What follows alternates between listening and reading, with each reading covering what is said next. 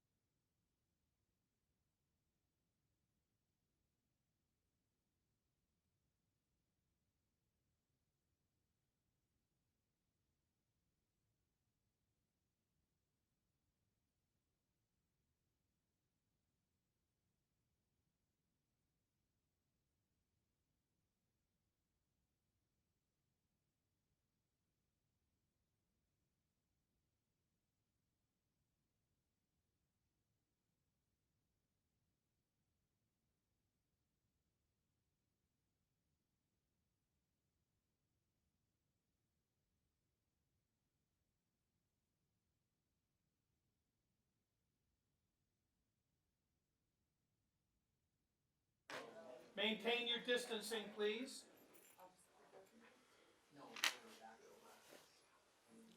Let me just get to the right page and we'll get started here. Okay. All right, we're gonna call the 7 o'clock meeting of the city council, the successor agency. Do we wanna call the housing authority at this time? Not yet, okay, to order. So we're gonna do a pledge of allegiance and a moment of silence in honor of our troops. I would like us to keep in our thoughts tonight a significant philanthropist in our community passed away recently, Mr. A.C. Warnack. He was instrumental in construction of the country club.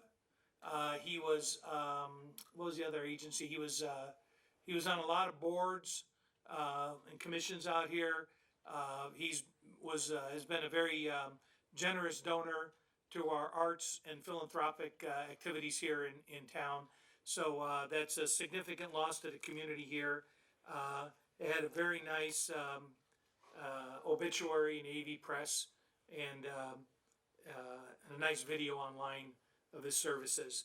So, and then however else you choose to use that moment of silence to, in reference to your beliefs, we'll go ahead and do that. Let me look around the room here. Cap, could you lead us in the pledge? Captain Schaefer, our police chief, will lead us in the Pledge of Allegiance. Right hand over your heart. I pledge allegiance to the flag of the United States of America and to the republic for which it stands, one nation, under God, indivisible, with liberty and justice for all.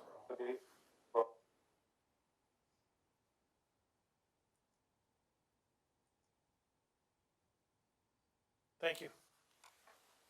And the city clerk could provide documentation to the family that we're gonna adjourn the meeting tonight in Mr. Warnack's memory, okay? Thank you. Okay, we'll do a roll call, please. Mayor Chair Hoffbauer, Here? Mayor Pro Tem Vice Chair Loa, Here. Councilmember Director Betancourt, Here. Councilmember Director Carrillo, Here. Councilmember Director Bishop. Here. We have a quorum. Thank you. City manager, Mr. Murphy, you're gonna do the Palmdale Warrior Award tonight. Yes, Mayor. I don't know if you can hear me okay, but when we entered and declared the emergency on March 11th, pretty much all of our staff stepped up and really came up with creative, innovative ways. But one of the first was Louise. While he's only been with the city for a short time, he's really made a significant impact since he's been here, and he's the one who crafted the idea of Palmdale Take Me Home Tonight to help keep a lot of our local restaurants open right now and encouraging our residents to use the pickup.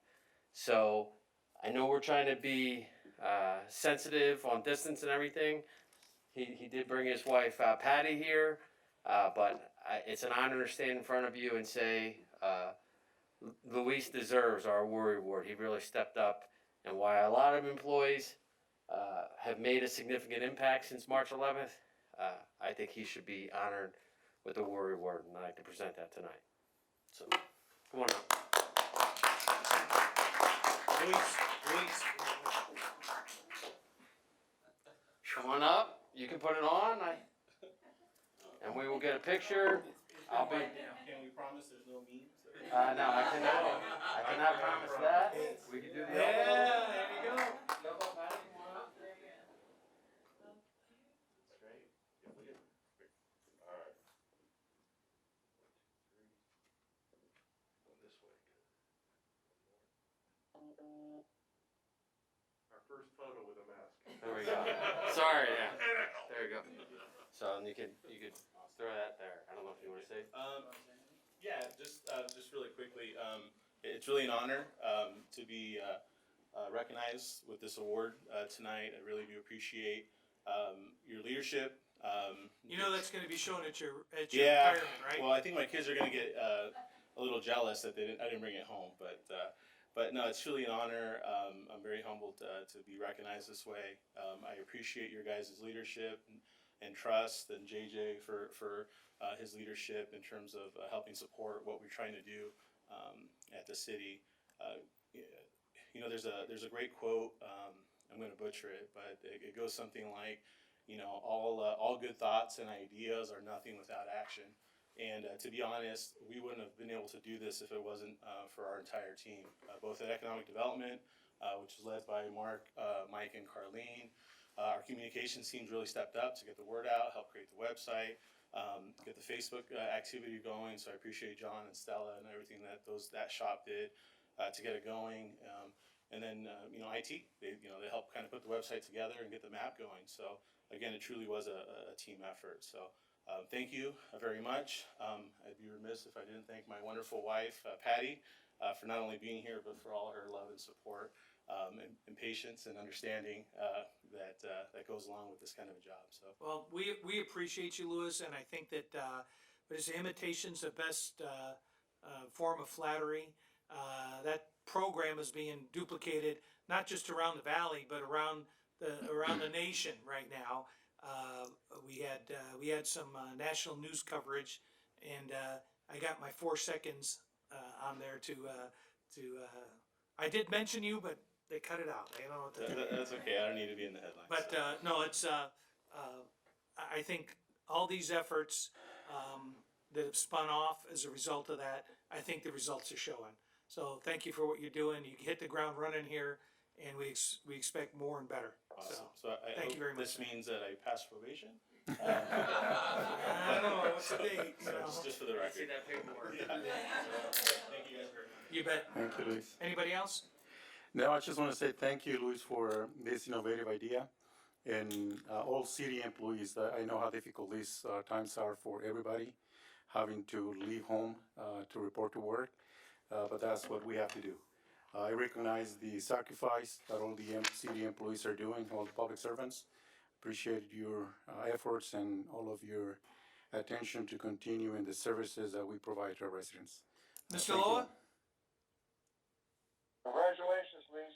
Your leadership is fabulous. You're going to take us in a great direction. Ms. Betancourt? I just want to say thank you and great job, and you're really an inspiration. Thank you. Mr. Bishop? Thank you. Thank you for bringing your years of experience to our city, and we're definitely going to need you more than ever when the economy and the world opens back up again. We'll have plenty of economic development for you. And I'm let us sure know of when it. the world reopens, okay? Yeah. All right, thank you. We'll move on to item number 12. I need a waiver of full reading of resolutions and ordinances. So moved. I have a motion. I have a second. Wait, is this for 14? 12. Oh, okay. Do I have a second? Second? Okay. I have a motion and a second. Roll call, please. Mayor Chair Hoffbauer, Yes. Mayor Pro Tem Vice Chair Loa, Yes. Councilmember Director Betancourt, Yes? Councilmember Director Carrillo, Yes. Councilmember Director Bishop. Yes. It passes unanimous. Thank you. Item number 13, public comments received on consent calendar items 14.1 through 14.25. Now, did you know some of these are duplicates, right? By the same person? I Did do. you want me to read these, or you? I was gonna read them. I also have some text messages. We got some emails. So I haven't printed out. So Okay, so let's do consent calendar first. My first one I've got is 18.3. Do you have anything before that? Mayor, that's not Oh, I'm sorry. necessarily. I have two on 18.3. Okay. All right, consent calendar. I'm sorry. It's 14.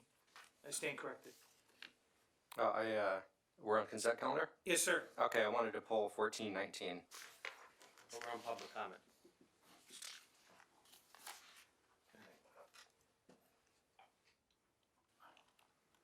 Steve? Okay. Or Mayor? We'll do a public comment, and then I've Okay. circled that already, so. All right, go ahead. Okay, so I'll read the first one. I'm gonna start with the ones I've received on text just in the last 20 minutes.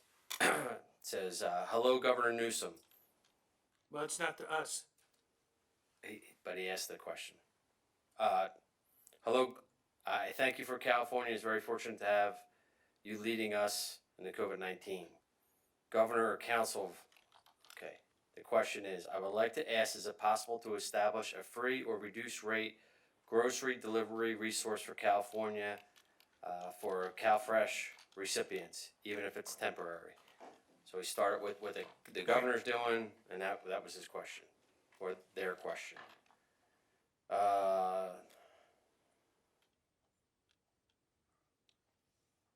The next one has to do with, this is from Dominique Glenn from Bridge Management. The apartment manager, Miss Glenn, after sending out a group text to tenants acknowledging the statewide hold on eviction notices, issued 3-day pay or quit notices to tenants at 413 East Q7 Palmdale, who are unable to pay rent due to lost wages. What do we do?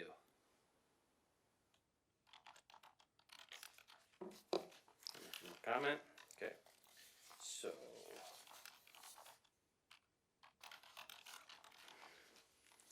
City officials, my name is Sabrina Plord. I'm a resident of Palmdale.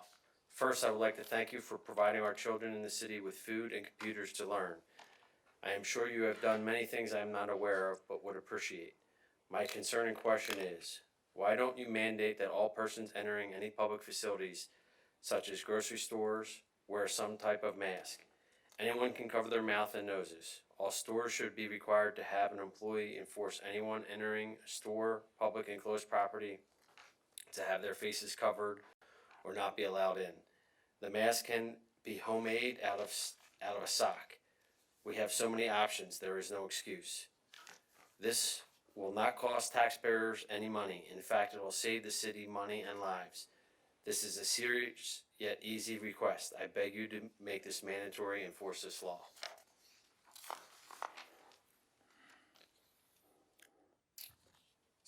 Next comment.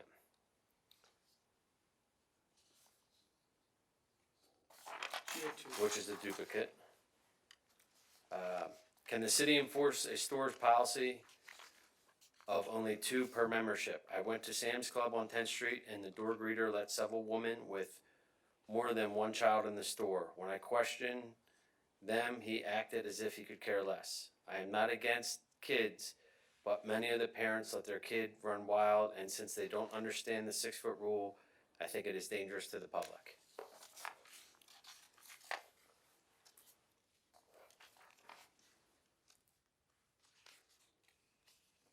Hello, I work for a local veterinary hospital in Palmdale, and I would like to know if pet grooming and nail trims appointments are considered an essential need or if it violates the ordinance given by the governor. My employer keeps telling us to keep booking these appointments, even though we have questioned the need of doing the services right now during the quarantine time. Okay, so we don't get too far behind on these. So most of these questions we're following the CDC and the county health officer's guidelines. And, we're certainly encouraging everyone that if they, number 1, practice social distancing. Number 2, when it's difficult, then do a face covering. Face covering is different than a mask. But face covering is just basically protecting people from you and them they're providing protection for you against them. On these establishment complaints, the county has got a form set up online that they require specific information in order to get the inspectors to act on them. If you go onto the county Department of Health website, we have it linked on the city's website and a bunch of our other pages. You can find that link, and if they continue to have problems, if they email us, we can send them the link direct, so. Okay. Next question. The work done for the off-ramp to exit Palmdale Boulevard off 14 South is greatly appreciated. and has been helpful in improving the traffic congestion slowdown. There is one exit lane here with a traffic light to turn left onto Palmdale Boulevard and a stop sign to turn right near the end of the lane.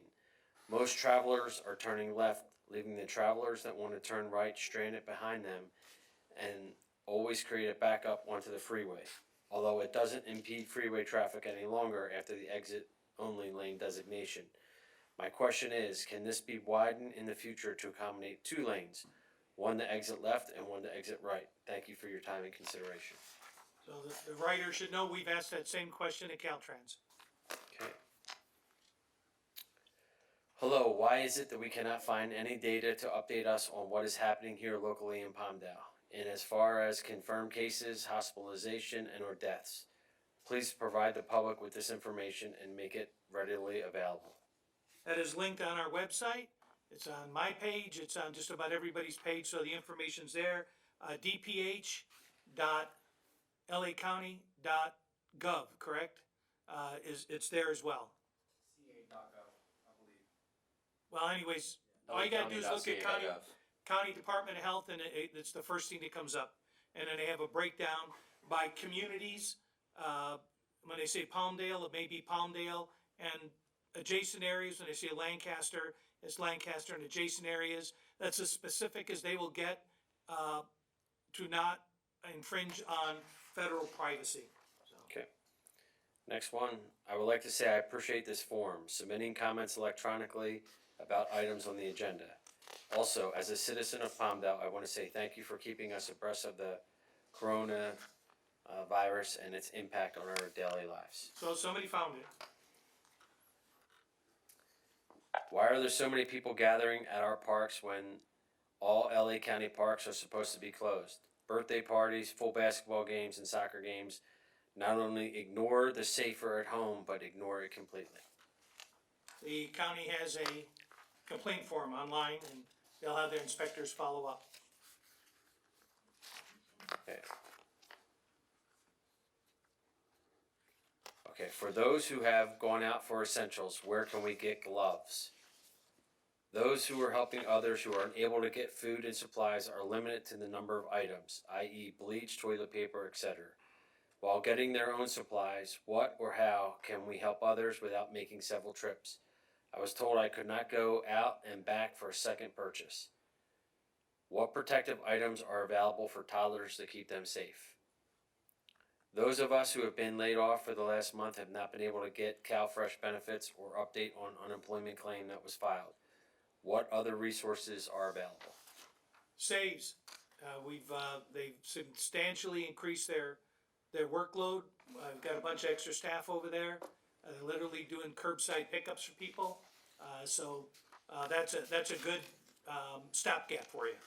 And if there are seniors who cannot get the saves, we're actually delivering Right. from both saves and or legacy commons. We've had community churches, other volunteer organizations help us with that.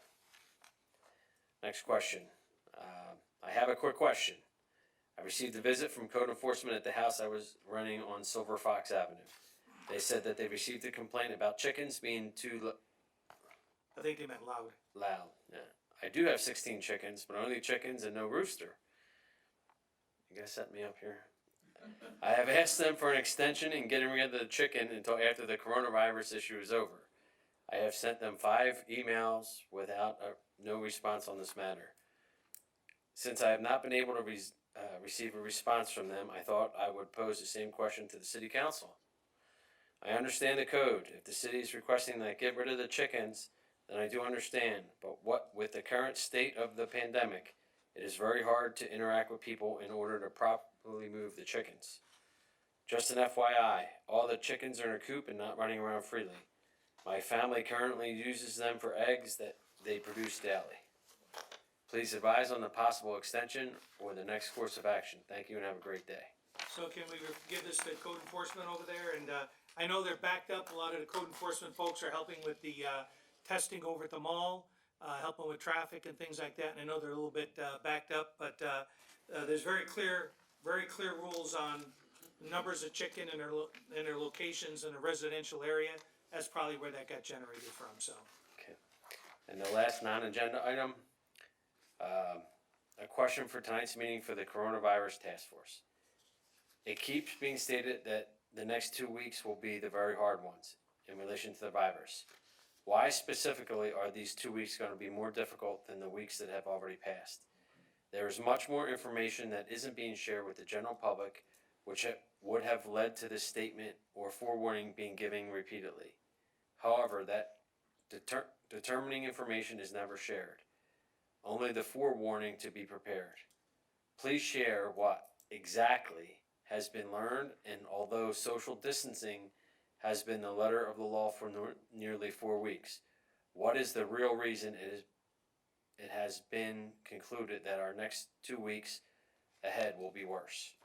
I think that with, sitting in on at least 3 or 4 of these teleconferences from all the experts each day, the thing that we are hearing is that they're looking at what's happened in other areas, New York, Italy, China, and they're trying to run the math on it and, line the calendar up with the other numbers that they're getting. And they're thinking that this next couple of weeks is gonna be where we make it or break it. And I think a lot of it comes down to best guess, Okay. quite honestly. That's all I have for the non-agenda public comments. I'll be back up when we have various agenda items. Thank you, sir. All right, council on any, consent calendar items, we got 1419. Anything else? I don't have anything, no. Mr. Loa or Ms. Betancourt? Not today. Okay, we're good. Okay, 14, well, I'll entertain a motion to accept the consent calendar with the exception of 1419. Do I have a motion? A motion to approve? So moved. I have a motion, Mr. Loa is seconding.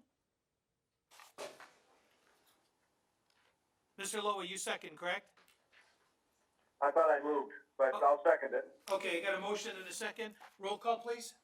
Mayor Chair Hoffbauer? Yes. Mayor Pro Tem Vice Chair Loa? Yes. Councilmember Director Betancourt? Yes, Councilmember Director Carrillo? Yes. Councilmember Director Bishop? Yes. It's unanimous. Okay, 1419. I pulled that one. I'm gonna go ahead and recuse myself from this item, for having done business for the Palmdale School District. Okay, that's simple enough. Anything else or a motion on this item? I'll motion for approval. I have a motion by Mr. Carrillo. Do I have a second? second, Yes, second. Okay, I got a couple of seconds. City Clerk, take your pick, Okay. and we will call for the question. Do you want me to do roll call? Yeah, roll call, yeah. Mayor Chair Hoffbauer? Yes? Mayor Pro Tem Vice Chair Loa? Yes. Councilmember Director Betancourt? yes, Councilmember Director Carrillo? Yes. It's 4 yes with Austin Bishop, Councilmember Bishop abstaining. Very good. Okay, can you, okay. And we're back. Okay, that item carries, okay, we're going to item number 15, Housing Authority. Did you wanna take a seat like over in here someplace? And then we can maintain our social distancing? Yeah.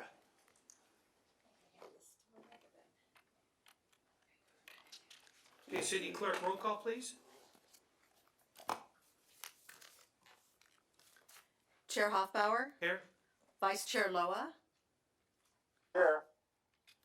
Commissioner Betancourt? here, Commissioner Carrillo? Here. Commissioner Bishop? Here. Commissioner Brown? Commissioner Fragasons? Here. It's a roll call of all present except Commissioner Brown, excuse me. Okay, and I think that, he said he wasn't gonna be able to Right. participate tonight. Okay, so motion to exclude. There's a Member Brown. motion to Do I have a excuse. second? Second. Okay, I have a motion, a second. All in favor, say aye. Aye. aye, Anybody opposed? Okay, it carries. Okay, do we have any, let's see, 18-1 through 18-4. I think I had, Mayor, we have public comments That's first. what I'm looking for here. It's number 17. Yes. I think I had a comment here. 19.3. Okay, here. Did you want me to read this in, or do you wanna handle it, JJ? I didn't think I had it, I had one on 18.3. Right. 18.3, yeah. I do not have any items either for 17. So none? Oh, yeah, this is consent calendar for, the, Housing Authority. Housing Are Authority. you looking at these right here? Yeah, 18.3, I had two of them, and then, yeah.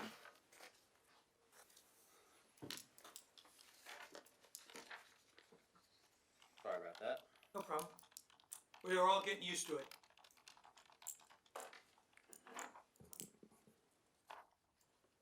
Honorable Mayor Hoffbauer, members of the City Council. First, as CEO for Homes for Families, we hope that you and your families are all safe and well during this difficult time. We join you as essential service providers and understand our duty to continue both our services and construction, particularly the development of utilities on the site. We do want you to know that we also continue to work with our veterans as they prepare for their homes. We do 2 virtual programs each week, a trauma-informed guided autobiography program and a weekly support group. As well, we do individualized wellness calls to all veterans. Each and every family has been selected due to substandard housing conditions. They are overcrowded without basic facilities, and now in greater turmoil due to recent events combined with PTSD. More than ever before, we must work to complete these homes. Your assistance tonight will make expediting this construction possible. Thank you, Donna Deutschman. This is on 18.3 as well, right, sir? Yes, sir. As board chairman of Homes for Families, I want to thank the City Council and the Housing Authority for considering the GAP construction loan this evening. I am disappointed I can't be there in person due to our current crisis, but will be following your meeting online. I want to express our gratitude to Mayor Hoffbauer and the entire council for your longtime support for our 56-home veteran-enriched neighborhood. You and your families, along with city staff, have already volunteered at our site and participated in our events. Now more than ever, the importance of having a safe and healthy home for one's family is critical, and we are 100% committed to making this happen for our veteran families. Your support tonight will make it possible for us to complete Phase 1 with 16 homes by early 2021 and jumpstart the next construction phases. Your partnership will continue to make this community possible, and we thank you. Thank you, Hunt Brawley. Okay, so on the consent calendar, for item number 18, do I have a motion to accept the consent calendar? That's 18.1 through 18.4. I motion that for approval. Second? I have a motion by Mr. Carrillo and a second. Yeah, I know. By Commissioner Fraga Sanz. Can we get a roll call vote, please? Chair Hoffbauer, Yes? Vice Chair Loa, Yes. Commissioner Betancourt, Yes? Commissioner Carrillo, Yes. Commissioner Bishop, Yes. Commissioner Fagasans, Yes. all yes, with the absence of Commissioner Brown. The motion carries. So with that, we have approved that gap funding loan, and we hope to continue to see significant progress, and we're looking forward to working out there all summer, I'm sure. So I think that takes us to item number 19, which is to adjourn the Housing Authority meeting. What am I missing? Yeah, it was all at once. Yeah, made it easy on you tonight. Thank you, I didn't have to run that. No, that's good. Thanks, guys. Thank you. So item number 20.1, public hearing. Who's handling that item? Mr. Behan or Carleen? Good evening, Mayor and members of council. So I will read the ordinance in, and then we actually have a presentation by our contract attorney that we're gonna queue up. Becky's gonna do a great job. It's a little bit advanced, so please bear with us. And then Mr. Porter, our contract attorney, will be available for questions as well as staff. So Ordinance 1539, an ordinance of the City Council of the City of Palmdale, California, amending Title 17 of the Palmdale Municipal Code to comply with state law regulations applicable to accessory dwelling units and junior accessory dwelling units. All right, thank you. You left this So, first. I think Mr. Scott, I think you're up. The item before the City Council is a recommendation from the Planning Commission that the City Council approve an ordinance to revise the city's municipal code as it relates to accessory dwelling units and junior accessory dwelling units. Accessory dwelling units will be referred to as ADUs, and junior accessory dwelling units will be referred to as JADUs. This recommendation was made on March 12th by the Planning Commission when they voted 5-0 to recommend these revisions. Overview. So Governor Newsom signed 18 housing bills on October 9th, 2019. Chris. 5 of those bills relate to accessory dwelling units. Another important revision is SB 330, the Housing Crisis Act, relating to streamlining of permit approval processes. The end goal of all of these revised regulations is to increase the affordability and availability of homes in California.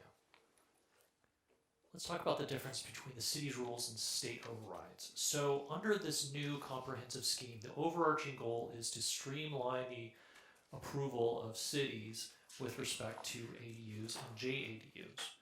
So the way state law has been revised, it splits up the city's authority into 2 categories.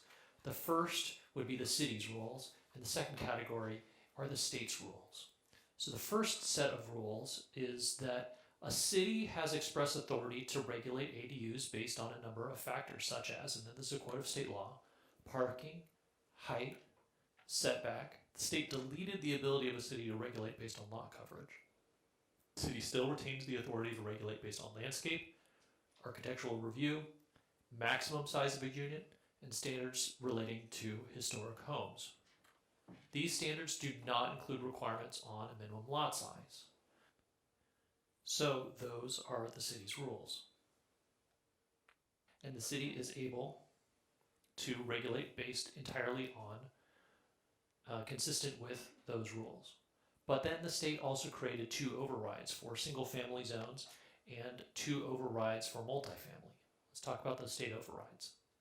These rules, the purpose of the state overrides is to say, cities, we trusted you previously, we allowed you to regulate based on all those different factors, but even though we gave you that authority, you abused that authority and you made it too difficult for ADUs to be approved. So the state said, no matter what, we're going to be preempting a city's zoning codes and zoning regulations if they don't at least allow 2 different types of units. In the single-family zone, there are 2 overrides. The first override relates to existing structures for ADUs. It says a city must allow 1 ADU to be constructed within an existing structure in a residentially zoned area. Residentially zoned, or an area where there is a residential structure in a zone that allows residences. So for example, a multifamily zone would qualify. Additionally, a mixed-use zone where one of the uses that is allowed is a residential zone. Well, that would qualify. Now, a commercial zone, if you've got an existing single-family home in a commercial zone, that would not work because housing is not currently allowed. Yes, the existing house may continue to be there, but the city is not required to allow an expansion of that use because that existing legal non-conforming use cannot be expanded. So, if it meets those requirements, then the city must allow an existing structure to be converted into an ADU. For example, if a city if an applicant wishes to allow a garage to be converted, the city must allow that, even if it's within 5 feet of even if it would otherwise violate the city setbacks. Could be right on the property line. As long as it complies with the fire code, which says you need to have sufficient barrier, etc., then that must be allowed. The other override for an existing single-family residence in a residential zone or a zone such as a mixed-use zone would be what I'll refer to as external ADUs. The city must allow one ADU that does not exceed 16 feet in height, that meets a minimum 4-foot side and rear setback requirements. Note that it says nothing about front yards, and does not exceed 800 square feet. So that's the prototypical example of you're building a new building in the backyard. We must allow that to occur. Now, if somebody wants to build, say, 1,000 square feet, well, that unit does not comply with these minimums. Therefore, if the city can say, well, fine, you need to comply with all of our rules. You need to comply with all of our height limitations, etc. Now let's talk about multifamily overrides. These overrides are quite similar to the single-family overrides. They say that if you have a multifamily structure in a zone which allows residential uses, then we must allow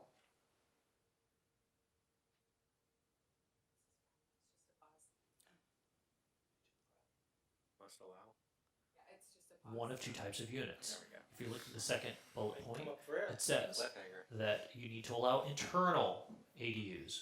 And the number of ADUs would be the greater of 1 or 25% of the number of units in the existing multifamily structure.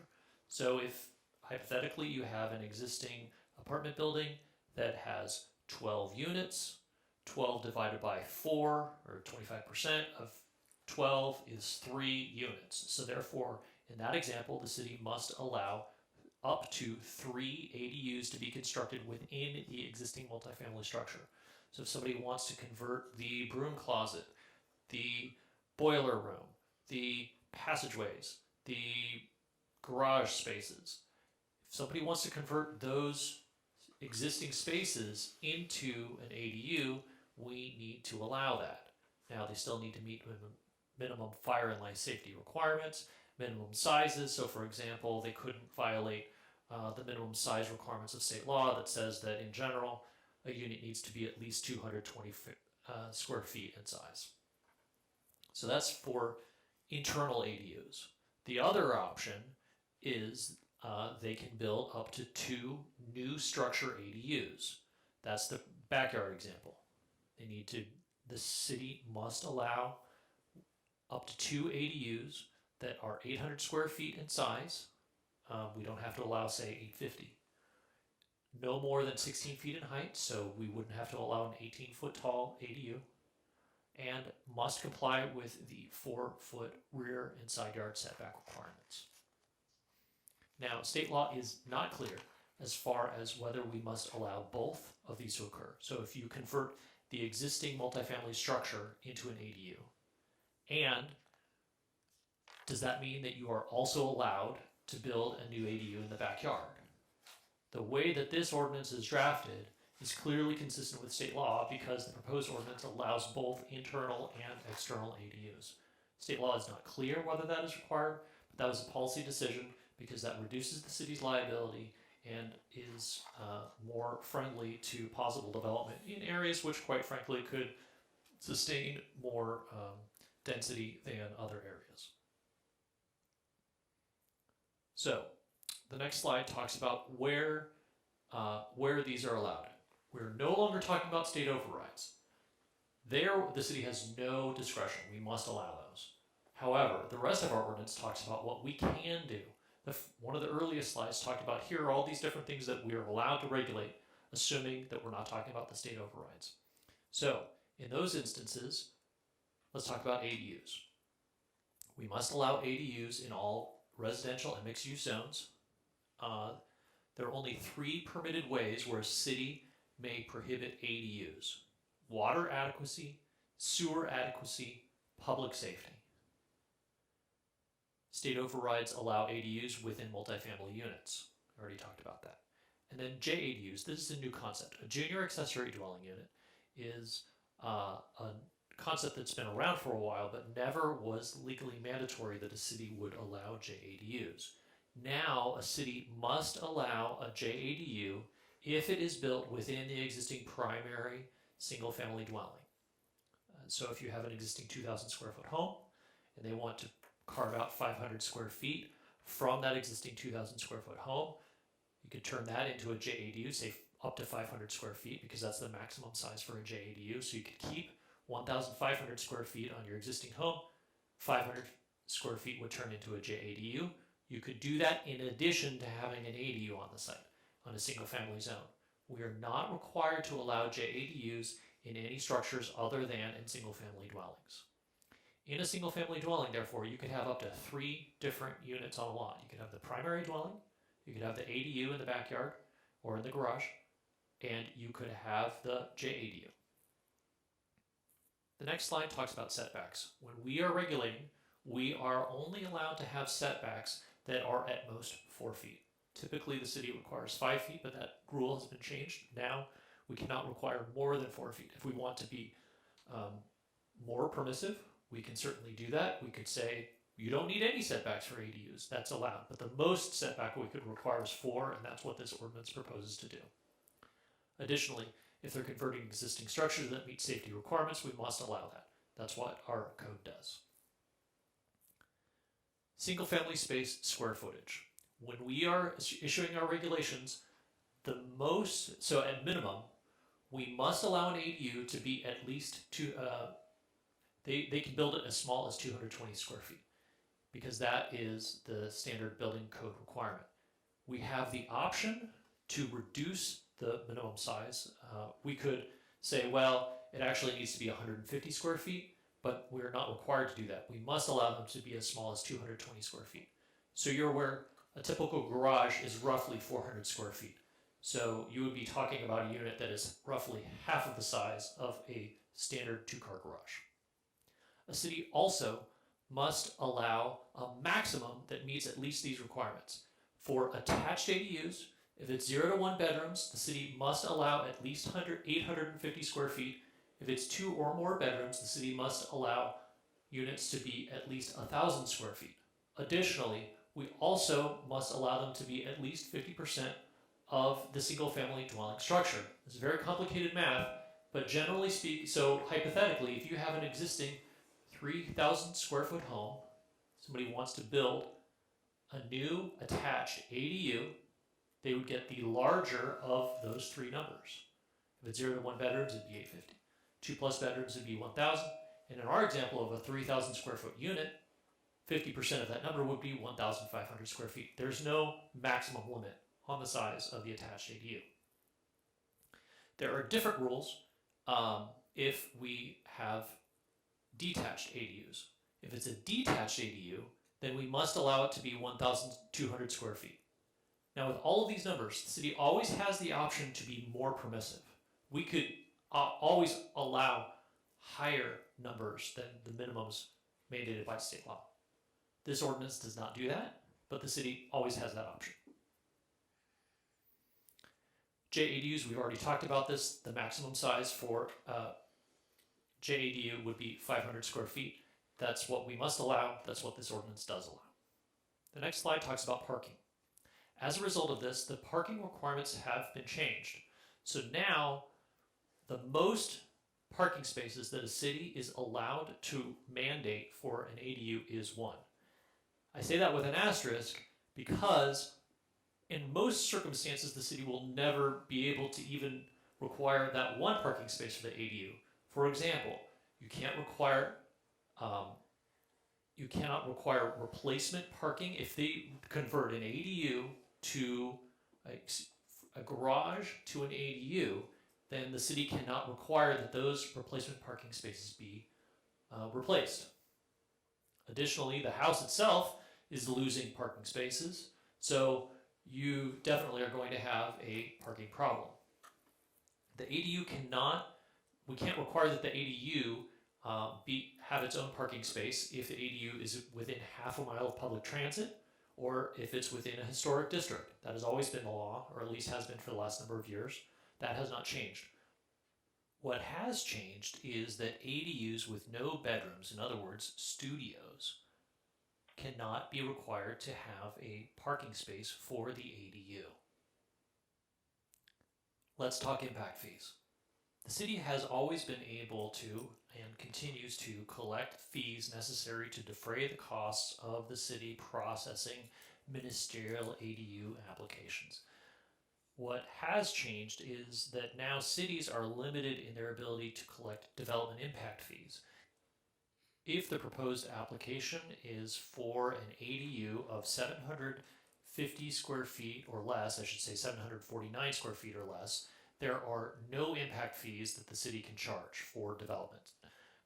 If the ADU is 750 square feet or more, then the city can only charge fees that are proportional to the size of the primary dwelling. So for example, if you have a primary dwelling of 2,000 square feet and the proposed ADU is 1,000 square feet, well, 1,000 is 50% of the size of the existing primary dwelling. So therefore, the ADU needs to pay at most 50% of the impact fees that would be required if they were building a new single family dwelling.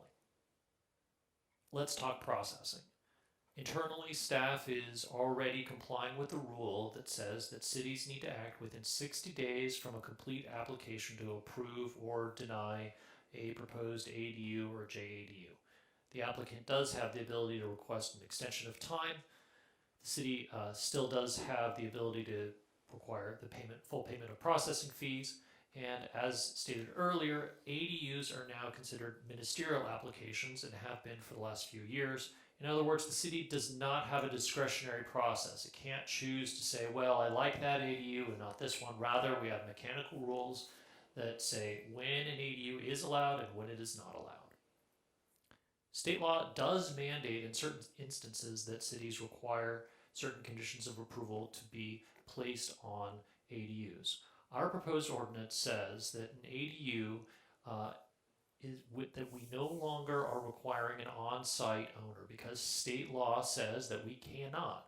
ADUs are exempt from owner occupancy requirements until January 1st, 2025. It is only at that point that the city could potentially start requiring that the owner of the ADU property actually live on site.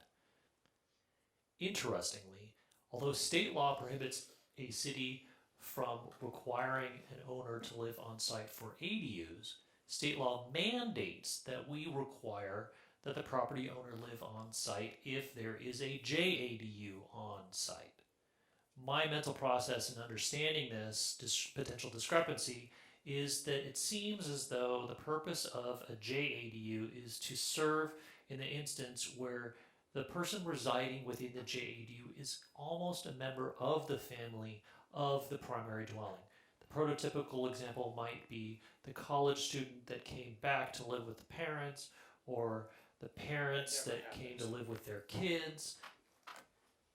Historically, these units were referred to as granny flats. There's a reason for that. That old idea has come back around and is now essentially what is now as a JADU. One of the other requirements that we must include is we are not allowed to allow short-term rentals of ADUs. In other words, all ADUs must be rented for periods of at least 31 or more days. In other words, these are rental units. These are not short-term VRBO, Airbnb type units. Let's talk about common interest developments. In other words, homeowners associations. Civil Code 4751 has been revised to state that CC&Rs, codes, covenants, and restrictions, CC&Rs of homeowners association and HOA are prohibited if they unreasonably restrict ADUs or JADUs in single-family plan developments. In other words, this does not apply in a condominium situation because those are not single-family planned developments. Rather, this applies in the situation where you have, let's say, 100 units, single-family units, and there is a homeowners association. In that instance, the private property rules will be preempted. According to Civil Code 4751, this would prohibit unreasonable restrictions that unreasonably increase the cost to construct or effectively prohibit ADUs and JADUs. These rules do not directly affect the city because it is not the city that enforces the rules of private homeowners associations. Rather, this is just providing you information so that you're aware of the situations that may be arising.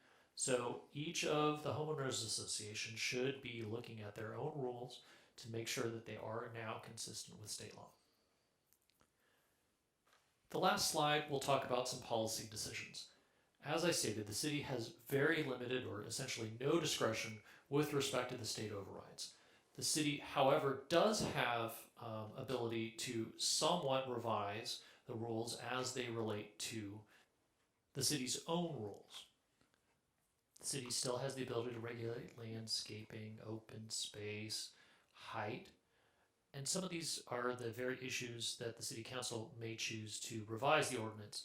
So, number one, the city may always choose to be more permissive of ADUs and JADUs than the minimum requirements of state law. To that end, one of the issues that staff debated and ultimately decided is, with respect to the overrides, the staff thought the best course of action in interpreting the rules as they relate to multifamily units is to allow both internal units and external units. A second policy decision that was made is within the ordinance, staff made the determination that we sometimes would allow ADUs to be built on the second story. And the idea is if you are building a unit that we like, then we will allow the ADU to be on the second story. We're not required to allow this, but if, for example, you're going to be providing sufficient parking on site, then we would allow you to build the ADU above the garage. This would be an incentive to ensure that there would be sufficient parking. If the city council would like to be more permissive, it is allowed to do that. If it would like to remove some of the authorizations, there are some instances in which this may occur. That stated, the law is incredibly complex, and I would be happy to discuss this further, and staff can answer any questions. Just to quickly clarify, we do have Scott Porter, our contract attorney, on the call. So if there are questions, staff is also available to answer. Well, it sort of sounds to me like most of it is already been decided for us, and there's very little discretion that we can actually exercise here. Am I? I don't see a whole lot we can do here. I agree with you. I mean, it looks like the state's already said what they want us to do. They do give us just very little flexibility. That section, subsection D5, I read here that the stairs have to be within the dwelling unit. They could not be exterior stairs. So I do see a point in that, that the access to the second floor has to be from within the structure. Otherwise, it would look like an apartment complex, which is not the intent. But I agree with you. I mean, the state's already said. Seems like this is their response in trying to solve a shortage of housing. It's one size fits none. Yeah. So it's as far as the communities with HOAs and stuff like that, it overrides the HOAs and it pretty much overrides everything. Is that what I understand? Then the HOAs have to allow them. They're not precluded from saying, hey, you're on an HOA, we don't allow ADU. So yeah, even if it's not permitted within an HOA, it still overrides it. I could see that for existing HOAs. I don't see how they can interfere with private business relationships moving forward.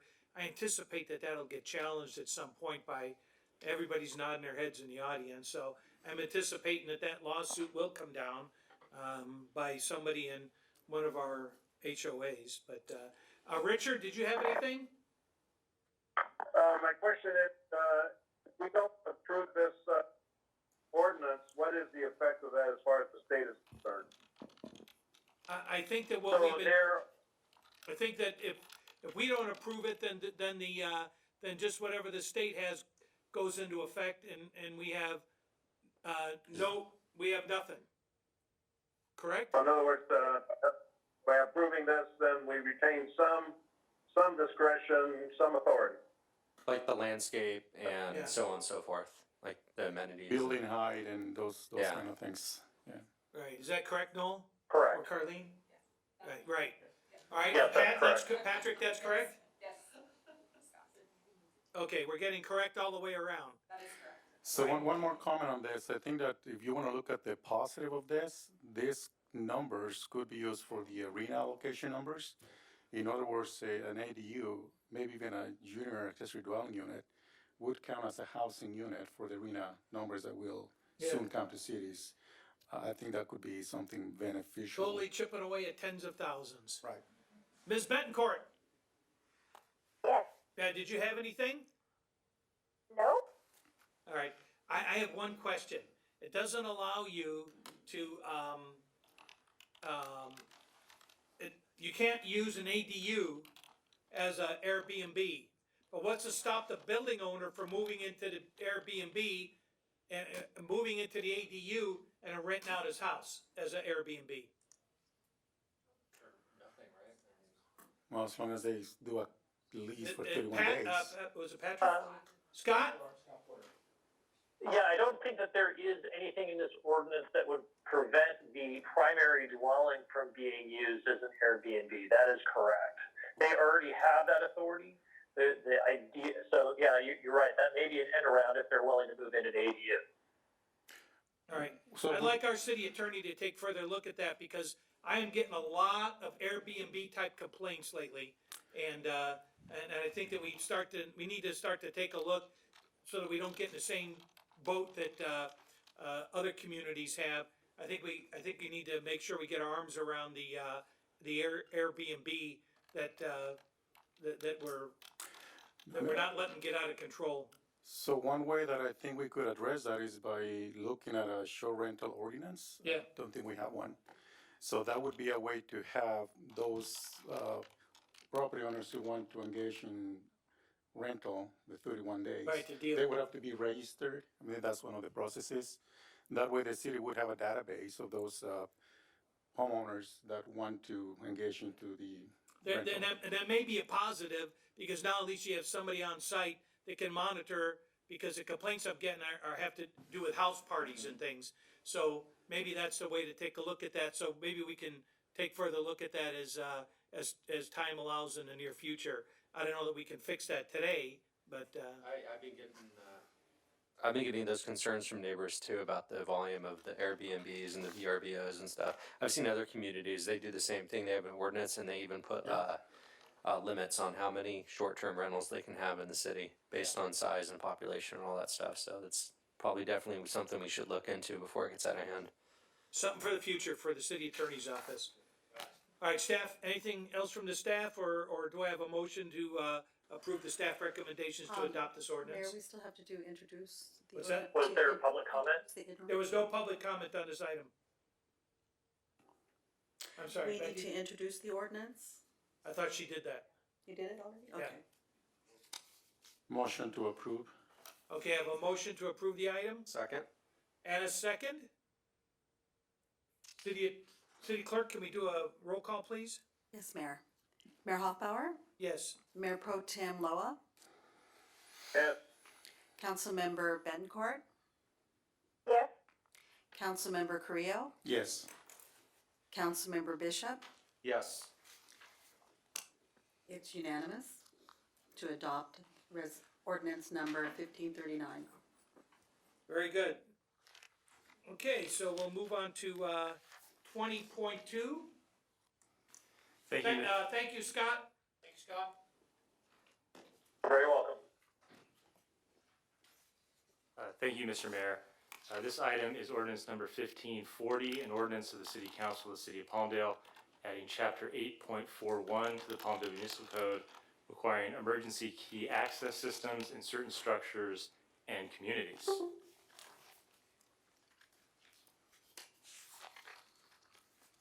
Would you like to introduce the ordinance, or would you like me to start with the Yeah, why don't staff you go ahead report? and do that?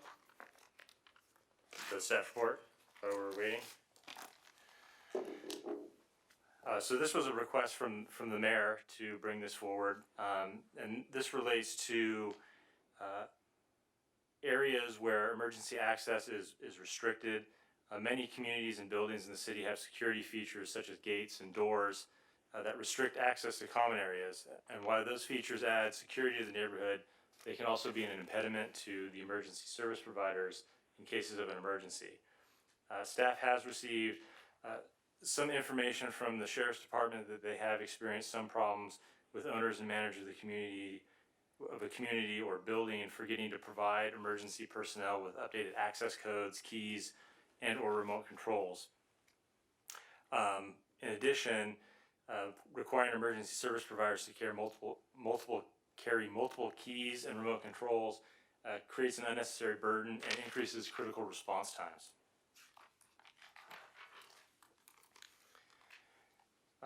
For some time, multifamily buildings and communities have been conditionally approved to require the installation of emergency key access to provide fire and paramedic personnel with an expeditious means of gaining entry and access into secured locations. However, some older buildings were not required the same way, and they don't have that emergency access system. Further, law enforcement personnel don't have access to the existing emergency key access system provided to the fire personnel. And so if you gave them additional access, that would provide for increased response times. So proposed ordinance 1540 would add chapter 8.41 to the Palmdale Municipal Code, and it would require certain structures and communities to install an emergency key access system, and that access system would require to provide separate access to law enforcement and fire personnel. And the fire chief and the sheriff's captain would have the authority to designate the types of key access systems to be implemented within the city. And while newly constructed buildings would be required to install the emergency key access system upon construction, the existing buildings and communities that would be required to install these systems would have a year from the adoption of the ordinance to install those. I'm available for any questions. Okay, so I'd like to introduce ordinance number 1540, ordinance to the City Council of the City of Palmdale, adding chapter 8.41 to the Palmdale Municipal Code requiring emergency key access systems in certain structures and communities. Voice vote on introducing of the ordinance. All in favor? Well, City Clerk, you want to do the roll call? Let's do it this way. Anybody opposed? Hearing none, so ordered. Okay, 20.2, we had no public comments on that. So, I just want to comment that, so this would include, buildings that have, security gates where you can't get access to the community, center corridor type buildings where you get locked out, and large commercial structures where, if it's locked down, fire and the cops can't get into it, and that can be important in a fire situation or in some sort of a active shooter environment or something like that. So we just too many times we just see the cops rolling code 3, then they're sitting out front trying to find some way to get in. So it's ridiculous. So a common key will be adopted. They'll have to adapt to that, and then as buildings become, as the sheriff department recognizes buildings that need to be included in this, they'll let them know as well, and then they'll get the 1 year to get that adopted, correct? Yeah, those buildings will have, or communities will have a year from the date of adoption to install such a system. Or from the point that they get notified, because they just won't get this somehow, right? We'll give them a reasonable amount of time to get it installed. Yeah, sure. I mean, they're presumed to know the law, so they'll have a year. But if after the year they're notified, I'm assuming that public safety staff and the sheriff will work together to give them an opportunity to comply before issuing a notice. I mean, there's the same penalty provision that's broadly applicable to the municipal code. Yeah. So there's the whole an option idea is for compliance, and this is a huge Correct. public safety issue. So, okay, Mr. Loa, did you have any comments on this item? Obviously, public safety issue, we should vote for it. Thank you. Ms. Betancourt? I totally agree. Mr. Creel? I can't find a reason not to do this. I appreciate everybody's overwhelming support on this item, and I will entertain a motion to approve ordinance number 1540. Just for the record, there were no public comments on this item. Right, no public comments. That's correct, sir. Okay, did I hear a motion? Vote to approve, Richard Lowe. Mr. Loa has a motion to approve, second by Ms. Betancourt. Okay, roll call, please. Mayor Hoffbauer, Yes. Mayor Pro Tem Loa, Yes. Councilmember Betancourt, Yes? Councilmember Carrillo, Yes. Councilmember Bishop. Yes. It's unanimous. Thank you very much. Item 20.3, public hearing and review of proposed ordinances 1541, 1542. You wanna go ahead and read those now so we don't forget? Sure, I would propose that I go into the staff report and then we'll take them one at a time. Okay. With that. These are twin ordinances and, over the past, we've changed, authority for the city manager several times and we usually do it, in two separate ordinances. But they're generally brought at the same time. Since 2013, the city manager's authority to enter into agreements and purchase orders and to compromise lawsuits has been $50,000. Recently, staff has noticed that a significant amount of the routine agreements that once were covered by the city manager's signing authority now exceed that authority and require approval by the city council. And staff has indicated that a change to increase the signing authority would decrease both their workload and decrease the lead time that it requires to obtain the services and products that they need. So as a result, staff has expressed interest to increase that signing authority, and there's two ordinances here. The first one, which is 1541, would increase the settlement authority of the city manager to compromise any settlements, agreements, or lawsuits, and that would go from 50,000 to 100,000. And then 1542 would increase the contracting authority of the city manager from 50,000 to 100,000. It would not change the amount that he could delegate to department heads and other city staff. Are there any questions regarding the staff report? Mr. Loa? I guess, city manager, on settlement agreements, would those issues be addressed in closed session? Or does this give you authority without having to go through closed session on lawsuits? This would give the city manager authority to settle a case without the need to go to closed session. But traditionally, we get a report that a settlement was made. That is correct. Okay. I would expect that to continue. Absolutely. Anything else, Mr. Loa? No, that's all. Ms. Betancourt? Well, I've always had my reservations about just letting people handle things like that. But I think in order to save staff time and the fact that I trust the people that we have in charge of these things right now, I would agree with this. Thank you, ma'am. Mr. Creel? I would agree with Ms. Betancourt. I think that this would save time with staff, and it would more expeditiously settle those items. But we would still be able to see what, what was agreed on. So in an effort to expedite these type of things, I would agree with that, yes. Mr. Bishop? Likewise, I feel the same as my other council members. I have the utmost of trust and confidence in our city manager, and I will entertain a motion on this item.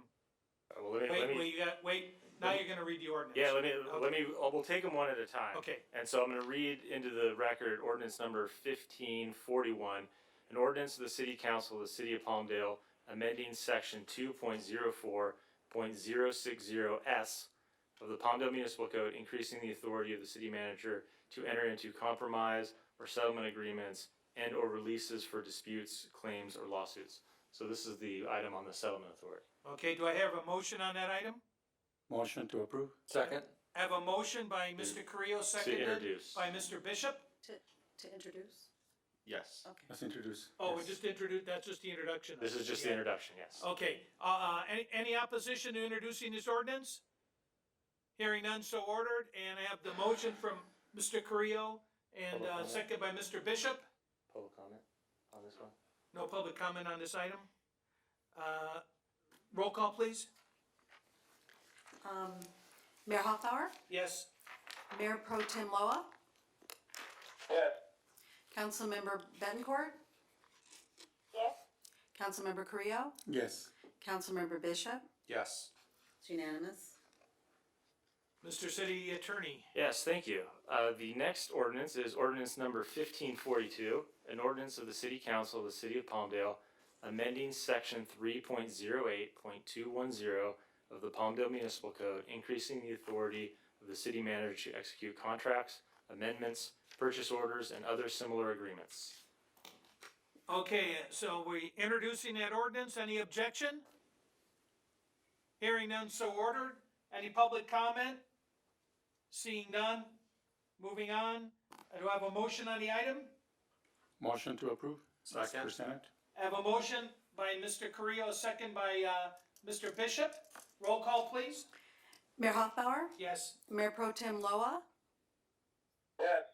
Councilmember Betancourt, Yes, Councilmember Carrillo, Yes. Councilmember Bishop, Yes. unanimous to adopt ordinance 1542. Thank you. Item number 21, new business. This city attorney's office? Or city manager? Who wants to take this? Somebody take this. All right, I have the question. this is adoption of ordinance sorry, I'm still on my ordinances.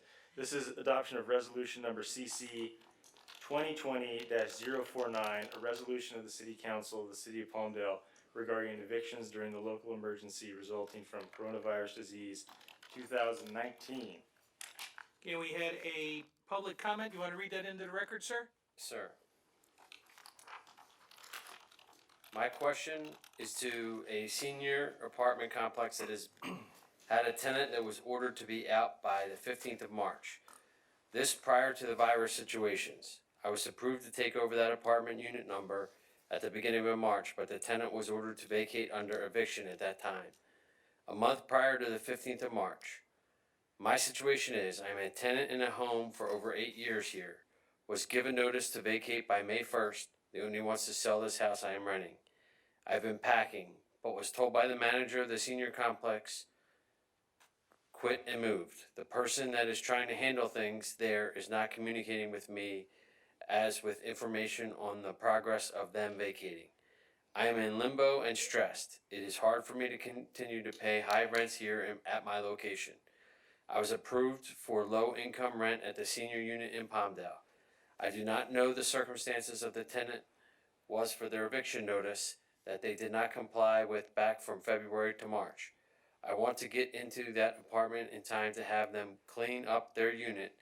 Also will be time consuming and take away time for me to be out of here. Hope you can understand my situation and would hope that these folks would have to vacate, not under the virus clause.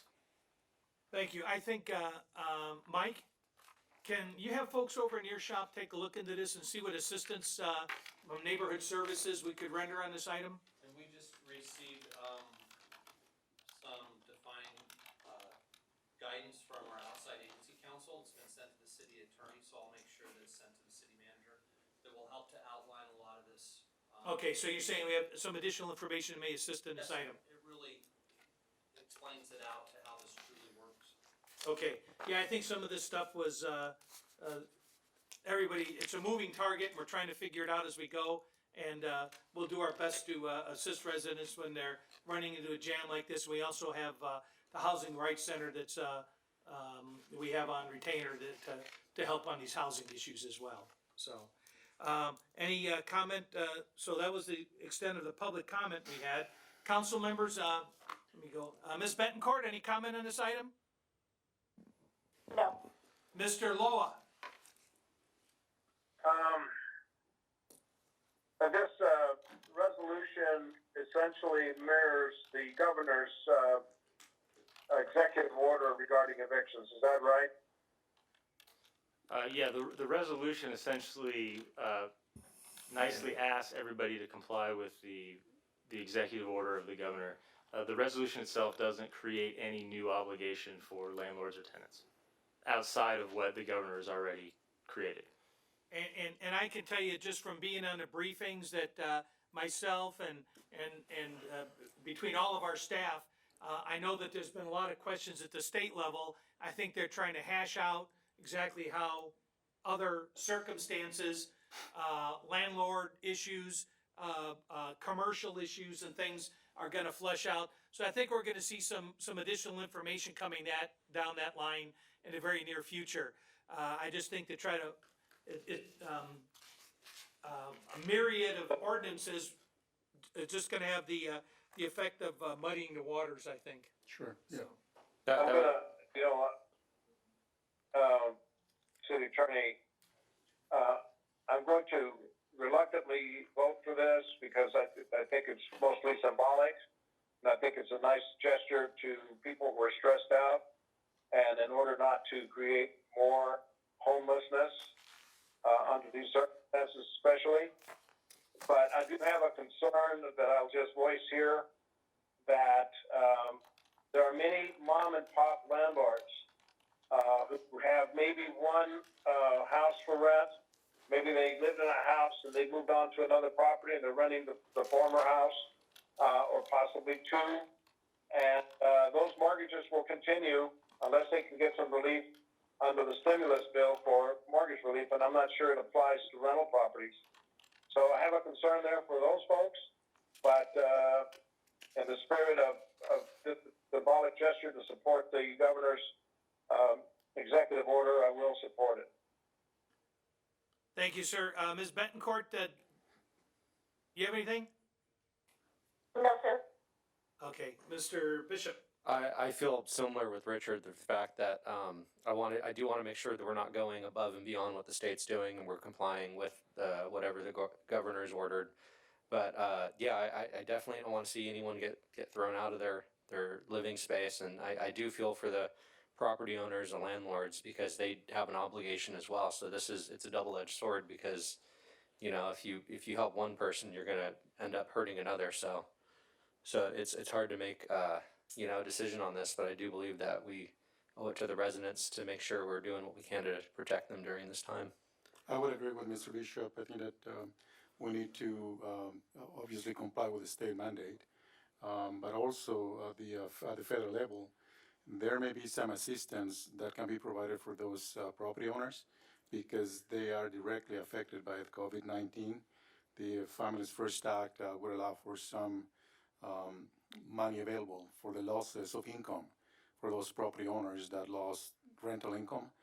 They may qualify for that resource. Mr. Carrillo, I've asked that question, whether the stimulus bill provides for landlords, whether it's considered a business. A lot of the protection that's going into the stimulus bill is for people who have employees, small businesses. There is a disaster loan that might be available. There's also a bridge loan that might be available.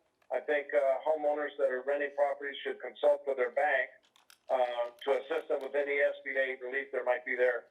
But as far as, the payroll protection, there's no protection there for landlords unless they have a lot of employees, which would be a larger company. Yeah, this is, trust me, this has come up several times in the course of our briefings with, state reps, with, the league, at the national level and at the federal level. So it's on everybody's radar. They're just trying to figure out how to deal with this. They're trying to deal with the banks and work it down that way. So I think again, it's one of those moving targets. I think we're gonna see some changes over the next week or two on this item as well. So, as we see it, we will get that information out to everybody. Okay. Do I have a motion, to, approve, item 21.1? Motion to approve. Okay, I have a motion by Mr. Carrillo, and was there a second by Ms. Betancourt? Yes, sir. Okay, so that's to adopt resolution number CC 2020-049. Roll call, please. Mayor Hoffbauer? Yes. Mayor Pro Tem Loa? Yes. Councilmember Betancourt? Yes. Councilmember Carrillo? Yes. Councilmember Bishop? Yes. It's unanimous to adopt the resolution. Item carries. Okay, number 22, anybody desirous of making any, most of this stuff's been canceled. I'm gonna just give the city clerk my calendar for this. I've had more meetings in the last week than I've had in the last 3 months. Everybody's figured out how easy it is to do Zoom and Skype. But I'll give this to the city clerk. Anybody else have anything else you want to add at this time? Mr. Loa? No. Ms. Bencourt? No? Mr. Creel? I also provided my report to the city clerk, but there's one item that I'd like to report on, just briefly. On Monday, I participated on a conference call having to do with 5G. I briefly participated just as an introduction and as a support on bringing 5G to the city. There were several staff members that were part of that call, and I just think that it's important to know that I'm supportive of that project because it's something that we need to have implemented as soon as possible, particularly with what's going on today. Schools are out. Kids are doing homework now, are enforced to do homework through internet access. And the digital divide, I believe that it's still there. There's no news here. That's something that I've been talking about for 3 years. So I just want to take we an got that opportunity out to for do that. RFP, don't we?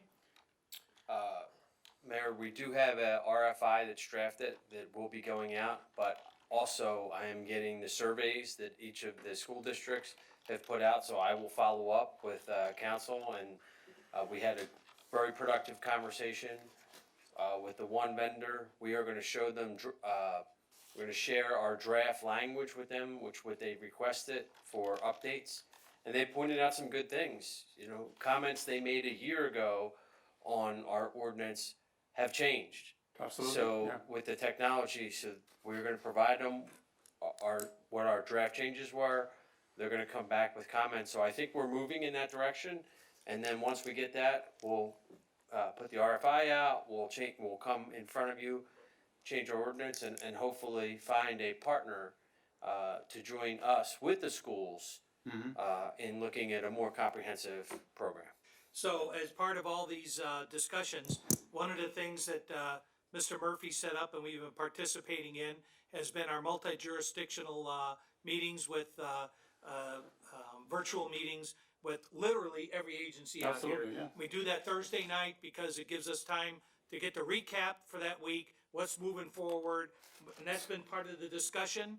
I have additionally had that discussion with some of the board members Okay. and executive directors. So, yeah, they're doing some additional surveys to try to, let's dial down to, let's fix the need. And I think that we're on the same page, trust me. We're just a way Okay. getting through there. All right, I'm glad to hear that they're on the same page. I'm looking forward to that RFP. Yep. Mr. Bishop, anything? Yeah, I'll just list a couple things I went to before the social distancing started. I went to lunch with the deputy, As did I. Go ahead. and also I Oh, went. I'm gonna try to help move this along. Okay, and one more thing, I know you weren't there, I attended a community meeting at Oasis Park. Good. And we had a good discussion with the residents of what we'd like to see. Other than that, I've been practicing my social distancing. Mayor, I do want to say for the record that I have attended those valley-wide COVID meetings, attending for present there at City Hall. Yes, and I appreciate the fact that you've been able to get in on those. I think also a number of us have done the Read Across Americas as well, and Liability Board. We had the Brokers Roundtable, Women's Association of Realtors. We had a great video conference today with the Board of Realtors. A lot of legislative meetings. Trust me, Sacramento is not shut down in the midst of this. They're not letting any crisis go to waste. So, anything else from the council? Do I have a motion to adjourn? So moved?